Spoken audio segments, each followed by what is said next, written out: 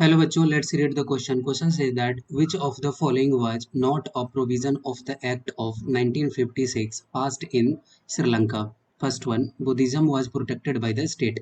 Second one, the only recognized official language was Singla. Third one, Singlas were favored for government job.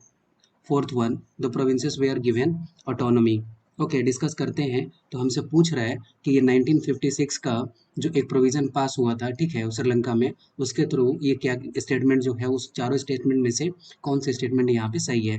तो Singla community जो है वो 1948 में जब ये देश आज़ाद हुआ, ठीक है, तो वहाँ पे क्या है कि सिंगला कम्युनिटी वाले जो हैं वो डोमिनेंस में थे और उन्होंने अपने पक्ष में एक एक रूल रेगुलेशन पास किया जिसको बोला जाता है एक्ट ऑफ 1956. ठीक है, इसको बोलते हैं एक्ट ऑफ 1956. और उन्होंने पास करके ये बोला कि जो सिंगला जो है वही ऑफिशियल लैंग्वेज होगा instead of Tamil. Tamil language के बजाय कौन सा ऑफिशियल लैंग्वेज होगा?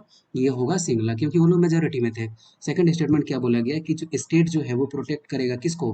बुद्धिज्म को. और थर्ड वन क्या है कि इसमें क्या है कि प्रेफरेंस दिया जाएगा, प्रेफरेंस पॉलिसी को फॉलो किया गया. और उसमें किस में? यूनिवर्सिटी में पढ़ने वालों के लिए और गवर्नमेंट जॉब के लिए. तो अगर हम लोग ऑप्शन को देख रहे हैं तो कौन सा ऑप्शन सही हो गया? बुद्धिज्म जो है प्रोटेक्टेड बाय द स्टेट, ये सही है, इसे इसमें बोला गया है. तो only recognised official language is Sinhala, ये भी इसमें बोला गया है. Third one, Sinhalas were favoured by the favoured for government job, ये भी बोला गया है. लेकिन फोर्थ वन जो है provinces for given autonomy, provinces को अपनी ऑटोनॉमी नहीं दिया गया था. तो यही बोल रहा है कि not a provision of the act. कौन इसमें से नहीं है? तो इसमें होगा option D is the right answer. I hope you will be understood it well. Best of luck. Thank you.